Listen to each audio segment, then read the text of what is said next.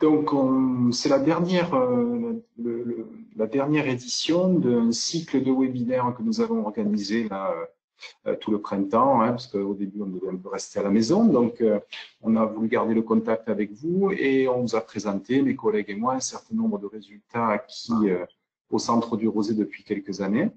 Et on a pensé qu'il serait intéressant, peut-être pour les plus curieux, de vous dire, non pas en termes de résultats, mais en termes de projets, ce que nous avions dans les cartons, dans les tuyaux pour l'avenir. Voilà donc un petit webinaire très court dans lequel je serai le seul intervenant pour vous parler de notre programme, hein, qui est un programme bien entendu pluriannuel, qui va bien sûr se poursuivre sur plusieurs années.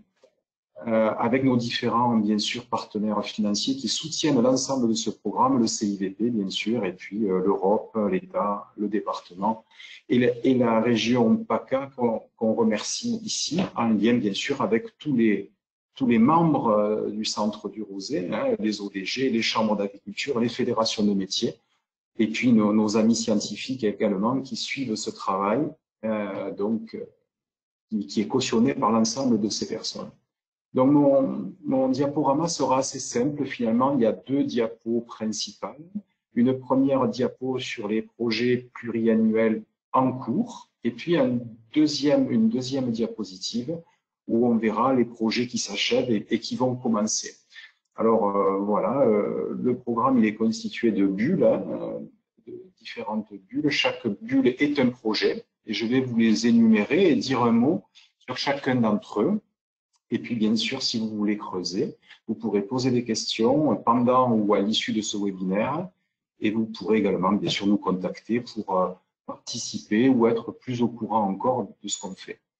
Alors, je vais commencer par des aspects un peu amont, un peu vignobles, pour vous parler d'un projet qu'on a appelé Vitirosé, qui consiste à revisiter la viticulture. C'est bien ambitieux, hein, mais revisiter la viticulture spécialement dédiée au vin rosé. On s'est rendu compte que pour faire un bon rosé, on n'attendait pas la même baie de raisin que pour faire un bon blanc ou un bon rouge. Et donc, on s'est dit qu'il fallait sans doute, et les viticulteurs l'ont fait intuitivement, modifier la viticulture pour faire des grands rosés, notamment les grands rosés de Provence. Alors, ce travail ambitieux, globalement, il consiste à revisiter en les mixant trois leviers, celui de l'eau, celui des amendements et celui de la structure de la vigne, la structure de la canopée, la conduite en fait, du feuillage. Et en mixant ces trois leviers-là, eh bien, on essaie de mettre au point des itinéraires vraiment adaptés et spécifiques au vin rosé.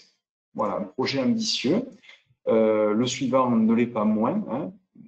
On essaie bien sûr de revisiter les techniques culturales pour s'adapter au changement climatique. Donc un programme régional passionnant dans lequel on travaille bien sûr l'eau, mais on travaille également le rapport feuilles-fruits, puisqu'on sait qu'avec des fortes sécheresses, des fortes chaleurs ou la canicule, eh bien on devra peut-être repenser le rapport entre les feuilles et les fruits. Et puis un troisième axe assez prometteur, celui des filets d'ombrage ou des panneaux photovoltaïques qui permettent d'éviter des gros coups de chaud aux vignes. Alors voilà l'exemple de filets qu'on teste actuellement, hein, des filets qui permettent bien sûr accessoirement de limiter les effets de la grêle, mais aussi de ralentir la maturation et donc moins de sucre, un peu plus d'acidité, ce qui pourrait donner à l'avenir des raisins toujours adaptés à la production de rosé de qualité. Voilà donc un autre fer au feu que nous avons. Alors, on est bien sûr aussi sur la question des cépages depuis toujours. On travaille nos cépages emblématiques, hein, Grenache, Syrah, Cinsault, etc., etc. Mais on s'intéresse aux nouveaux cépages, entre guillemets. Parfois, des nouveaux cépages qui nous viennent du passé, d'ailleurs, puisqu'on revisite un peu les cépages locaux, autochtones. On étudie également les cépages qui arrivent sur le marché, entre guillemets, c'est les résistants aux maladies. Hein, vous en avez beaucoup entendu parler ces derniers temps. Donc, on est sur ce front-là également. Et puis, un troisième élément qu'on suit attentivement, c'est les cépages dits climatiques, ces cépages qui nous viennent de zones très chaudes et qu'on teste dans nos territoires pour voir comment ils se comportent. Donc, énormément de parcelles en suivi avec nos collègues des chambres notamment, mais des ODG aussi. Beaucoup de vinifications expérimentales qui sont faites pour juger, vraiment juger de ces cépages-là et leur aptitude au rosé et à la Provence en particulier. C'est notamment ces résultats-là, acquis depuis de nombreuses années, qui permettent aux ODG de modifier leur cahier des charges. IGP VAR, par exemple, vient de faire rentrer 10 nouveaux cépages dans sa liste. Eh bien, c'est beaucoup appuyé sur les résultats qu'on a pu fournir. L'accession du rosé du Var Rousselis dans la liste également des cépages des côtes de Provence, eh bien, c'est basé sur des travaux qu'on a conduits depuis longtemps déjà. Alors, il y a un front qui nous intéresse particulièrement, c'est celui des résistants, et notamment des variétés Resdure. On aime bien l'Artaban et le Vidocq, qui ont fait leurs preuves ailleurs, mais jamais trop testés en rosé. Et on a pu voir qu'ils faisaient d'excellents rosés. Là, vous avez deux exemples de rosés obtenus en vinification expérimentale, le Vidocq, l'Artaban. Et lorsqu'on a fait un subtil assemblage de ces deux variétés, eh bien, on a pu élire cet assemblage vin de l'avenir à l'occasion de l'anniversaire des 20 ans du centre du rosé. Donc, voilà un beau potentiel pour l'avenir et pour continuer de faire évoluer notre encépagement. Toujours sur la question des cépages, un programme encore plus prospectif. Nous sommes là avec Edgar allés jusqu'à la création variétale, c'est-à-dire que nous sommes embarqués dans un projet avec l'IFV et l'INRA pour vraiment créer les variétés qui nous intéressent pour demain. Donc ce programme a commencé déjà depuis 2 ans. On est vraiment allé polliniser les grappes, les fleurs pour avoir de nouvelles variétés. Et donc nos collègues de l'IFV nous ont présenté le Super Papa qui est résistant aux maladies. Et nous, au centre, nous avons proposé comme maman le Senso et le Roll. Et on étudie maintenant l'ensemble de la descendance de ces croisements. Plus de 5000 pépins obtenus. On a retenu 152 génotypes qui nous intéressaient. Et là, maintenant, on en est au stade où on a des petites vignes sur lesquelles on mesure la taille des baies, la couleur des baies, tout ce qu'on peut imaginer, la couleur du vin qui va être obtenu, de façon à sélectionner. Alors, pour les plus jeunes d'entre nous, pour nous, et puis peut-être pour nos enfants, les variétés de Provence de demain, vraiment adaptées à notre territoire et à nos rosés. Mais la sélection est en cours et d'ailleurs, on cherche actuellement enfin on a quasiment trouvé une parcelle expérimentale qui nous permettra d'implanter toutes les génotypes qui nous intéressent et de pouvoir les tester dans nos conditions de production. Voilà le programme Edgar, donc vraiment très important pour l'avenir. C'est la première fois qu'on peut créer nos propres variétés pour faire nos vins. Un autre sujet également très prospectif, c'est le programme PIG Rosé, où on s'intéresse aux pigments des vins rosés. Sous l'angle de la chimie moléculaire, on essaie de comprendre de quoi est faite cette couleur si particulière, et puis pourquoi, de temps en temps, en cours de fermentation, elle évolue différemment de ce qu'on pouvait attendre.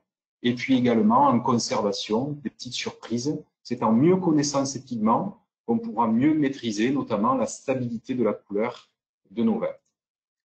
Un autre travail assez différent sur les rosés du monde. Vous savez que chaque année, on a la chance de recevoir 1300 échantillons de rosés venant de 40 pays différents, grâce au partenariat avec le Mondial du Rosé et les Vignobles de France. À part cette année où malheureusement le concours a été annulé, nous n'avons pu récupérer que 200 ou 300 échantillons. Mais d'habitude, on fait une analyse complète de tous ces vins. Et c'est par exemple ces travaux qui nous permettent de voir évoluer l'intensité colorante des rosés, ça c'est en Provence, depuis 2004 jusqu'à 2018-2019, où on voit que nos rosés provençaux se sont passablement éclaircis. On voit que les rosés français, en rouge, ont vraiment emboîté le pas, et je dirais même plus que ça, puisque la pente de la courbe est encore plus accentuée. C'est de cette courbe-là qu'on peut penser qu'on est un peu copié ailleurs quand même. Et puis les rosés du monde, toutes nations confondues, qui suivent également inexorablement cette tendance de couleur de plus en plus claire. Jusqu'où ira-t-on? Voilà un travail également très instructif qui permet de voir l'évolution du rosé au fil du temps, mais aussi de voir qui fait quoi dans le monde, de pouvoir se comparer un peu aux autres.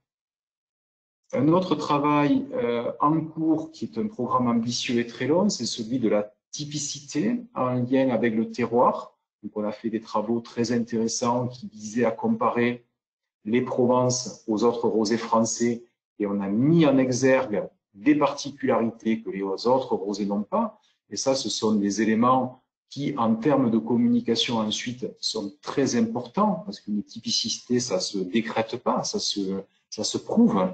Et donc, on a pu le faire au niveau de la Provence par rapport à la France, mais aussi plus récemment en interne parmi nos DGC. Là, vous avez dénomination de terroir. Vous avez un graphique un peu compliqué qui est une note d'exemplarité. On a mis des Sainte-Victoire, des Lalonde, des Fréjus, des Pierrefeu dans un grand sac. On a secoué et on a fait déguster à des professionnels d'une zone qui ont reconnu leurs petits, c'est-à-dire que ces courbes vertes, le fait qu'elles soient à gauche, montre qu'ils ont obtenu la meilleure note d'exemplarité. Donc les professionnels du terroir A reconnaissent à une exception près, les yeux fermés, puisque c'est en vert noir, les vins qui viennent de leur zone. Ça veut dire que même au-delà de la couleur, en termes de goût et en termes de parfum, il y a des particularités parmi nos DGC qu'on sait reconnaître. Ces deux projets en haut vont fusionner pour créer un véritable observatoire de la typicité, puisque c'est un sujet qui est vraiment très, très intéressant pour les professionnels. Et je vous ai mis le petit logo du CIVP sur l'ensemble des projets qui sont financés par notre interprofession. Voilà un petit peu où on en est sur les programmes en cours. Donc, vous voyez qu'il y a déjà beaucoup de matière sur des sujets très, très variés. Mais c'est pas tout. Hein. Sur la deuxième diapo, on va voir d'autres projets arrêtés ou qui commencent.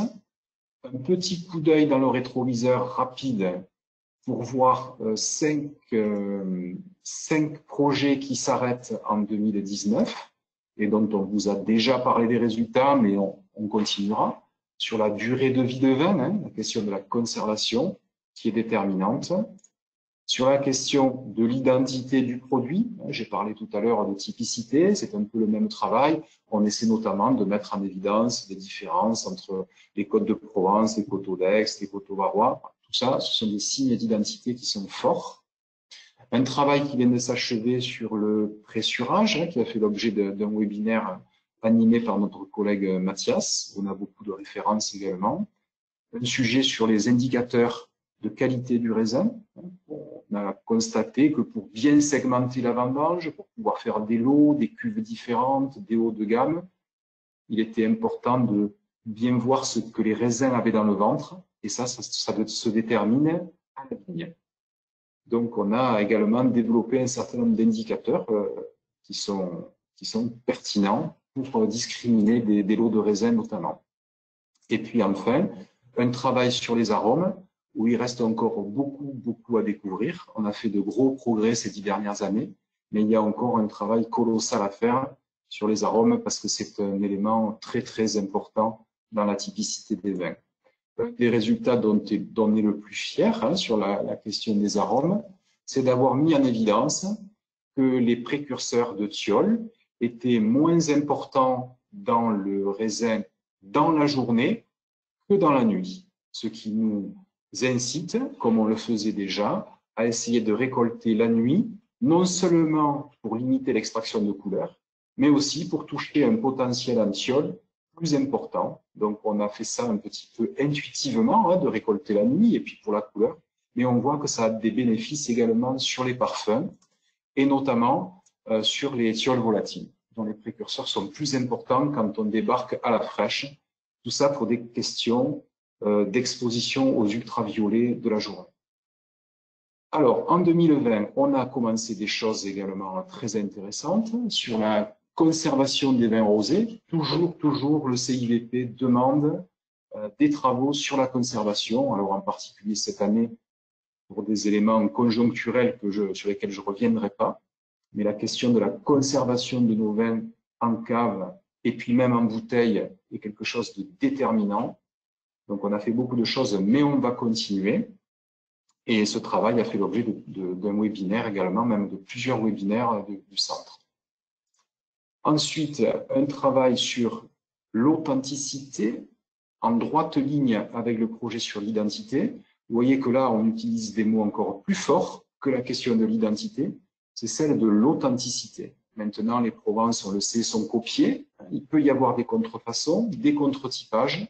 Et on a besoin, plus que jamais, de montrer qu'un Provence, ça ne se copie pas. Ça a une réelle authenticité qu'on doit pouvoir savoir mettre en évidence avec les nouveaux moyens et les nouveaux outils analytiques modernes. Donc ça, c'est un travail également qui va embarquer plusieurs universités, qui est très ambitieux. Enfin, donc deux autres projets qui démarrent en 2020. Celui concernant la productivité. Alors, c'était un peu un gros mot passé un certain temps. Aujourd'hui, je crois qu'il faut regarder les choses en face. On ne fait pas le plein, on a besoin de vin.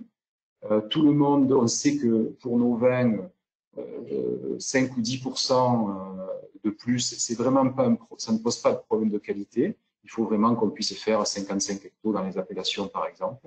Et donc, on a pris le problème à bras le corps en croisant la question de l'eau, de l'azote et du mode de conduite, de la taille notamment, des vignes pour essayer vraiment d'obtenir, sans déroger à la qualité, pouvoir obtenir des rendements légèrement supérieurs avec un rapport donc qualité-quantité qui soit optimal. Donc ça, c'est un projet qui démarre cette année avec une parcelle expérimentale sur Vidoban. Enfin, un quatrième sujet qui démarre en 2020, c'est ce qu'on a appelé l'Observatoire des cépages. On l'a baptisé au César, devant le constat que de nombreux vignerons et viticulteurs plantent des nouvelles variétés. On a considéré que c'était important de savoir qui faisait quoi et de centraliser les informations, centraliser les données pour que l'expérience de chacun puisse profiter au collectif.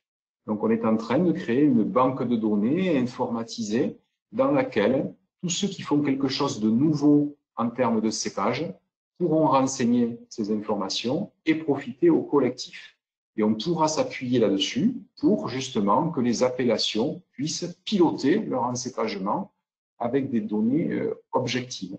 Savoir l'année prochaine combien on aura d'hectares de floréal ou si quelqu'un a planté du Sorelli, eh bien ce sera renseigné dans cette base de données, savoir si l'Artaban casse au vent ou pas, ou si le Vidoc produit des rosés trop colorés, eh bien tout ça on va le mutualiser dans un observatoire qui rassemble l'ensemble des acteurs qui sont impliqués sur la question des cépages. Voilà ce qui a démarré en 2020, mais d'autres projets aussi. J'ai bientôt fini. Vous voyez qu'il ne me reste plus que 5 bulles pour compléter l'ensemble du programme du Centre du Rosé.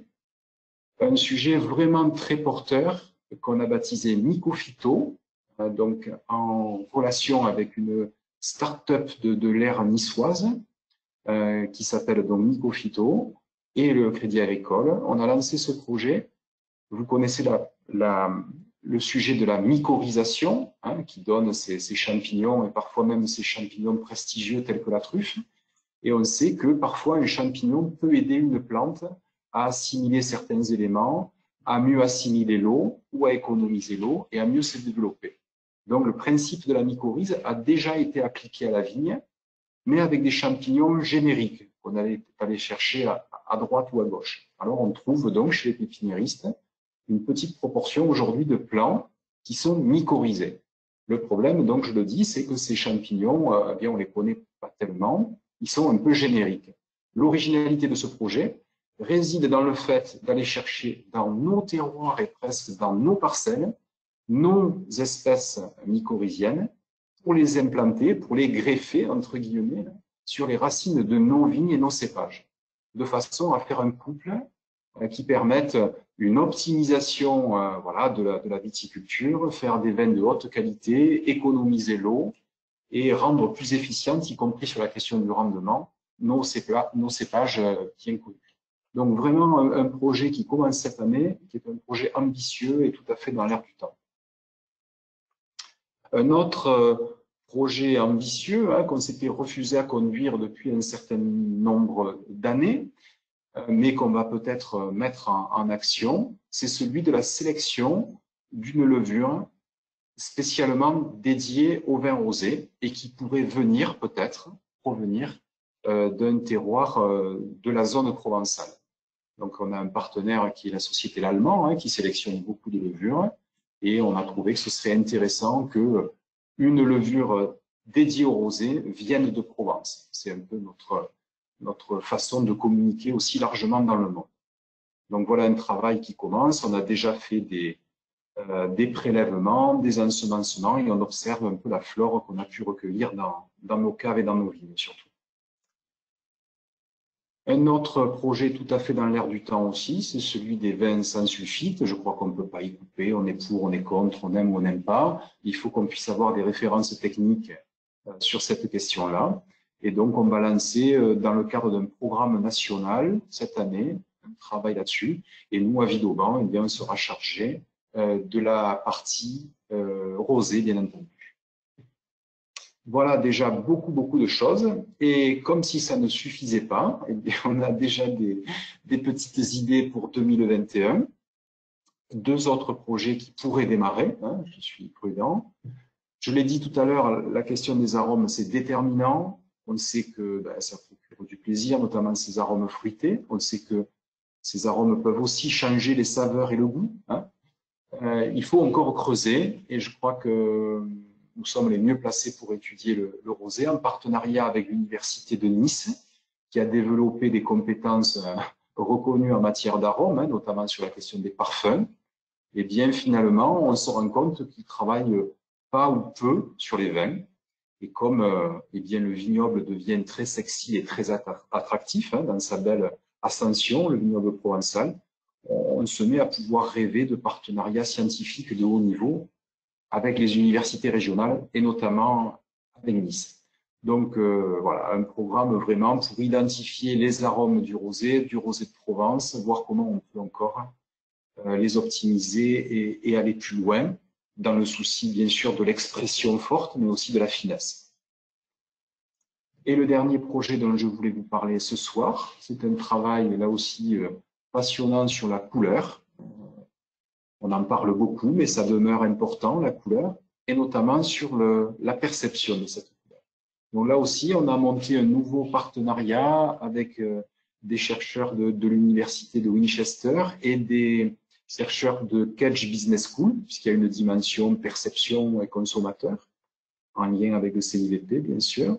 L'idée de ce travail, c'est bien sûr une approche de caractérisation de la couleur au sens physico-chimique, étudier les spectres et mieux les comprendre, mais c'est surtout essayer de comprendre le consommateur. Donc avec la dame chercheuse qui va travailler avec nous, qui est spécialiste en psychologie expérimentale, on va pouvoir utiliser des casques qu'on va placer sur les cerveaux, les têtes des dégustateurs et voir leur réaction en fonction des couleurs de rosé qu'on leur propose, quelle zone du cerveau ça stimule et si c'est plutôt positif ou négatif, à la fois pour comprendre le succès du rosé tel qu'il est aujourd'hui, mais surtout pour prévoir ce qui peut se passer demain. Parce que les jeunes consommateurs ont peut-être pas la même formation que les anciens.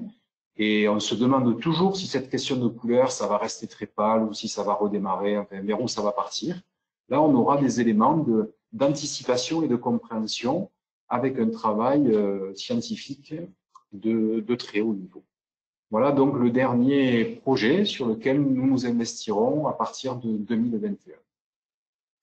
Je pense que nous avons fait le tour de l'ensemble des projets conduits au Centre du Rosé.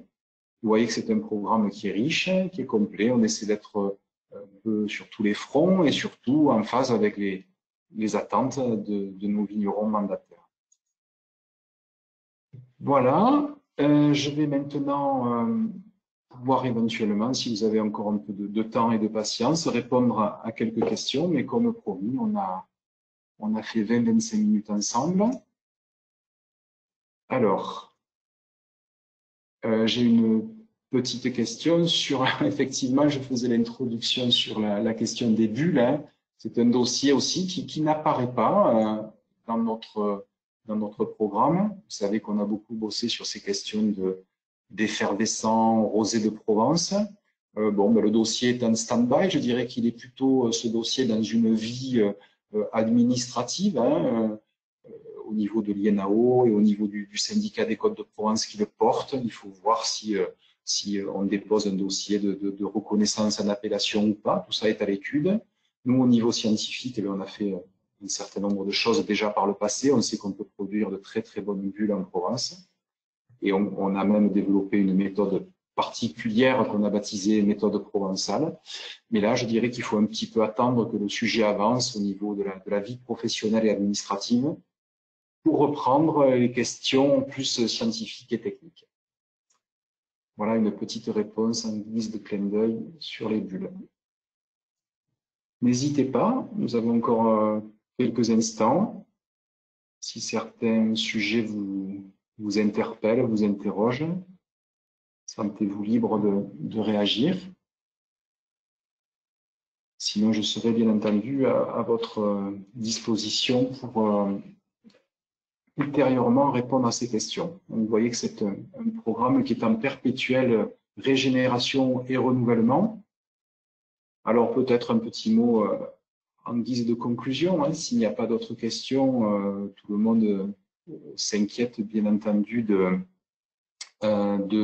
notre avenir en termes d'infrastructure. Alors, sachez qu'on s'emploie toujours à essayer de déménager un jour et de trouver un bel écrin à nos travaux, un écrin neuf et qui permette de faire de la recherche de haut niveau. J'ai une question sur la bioprotection. Est-ce que voilà, c'est une technique qui est testée et qui est envisageable à arroser? Alors bien sûr, elle l'est. Certains vignerons ont déjà commencé à la pratiquer, cette bioprotection. On voit un certain nombre de préparations qui sont venues être proposées sur le marché. Donc, il y a des tests en cours. C'est notre collègue Mathias qui gère ces aspects-là. Il y a des essais en cours. Bon, je pense qu'on ne peut pas en dire plus. On expérimente en fait tous ensemble, les vignerons, les œnologues de leur côté, nous à l'échelle pilote également. Bon, il y a des résultats qui sont encourageants. Il y a un gros programme au niveau national qui a été mis en place parce que c'est pas qu'une question de rosée, ces histoires-là. Et en fait, un peu comme souvent, on a mis la charrue avant les bœufs, c'est-à-dire qu'on a proposé un certain nombre de préparations et on ne comprend pas toujours exactement tout ce qui se passe en termes de rivalité de la flore autochtone et de la flore apportée.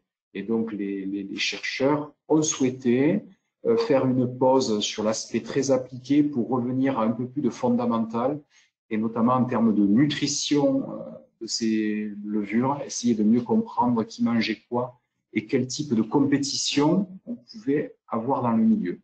Donc oui, pour répondre à la question, on est sur le sujet. Oui, c'est une voie prometteuse, mais elle doit être bien maturée pour ne pas faire prendre de risques aux vignerons.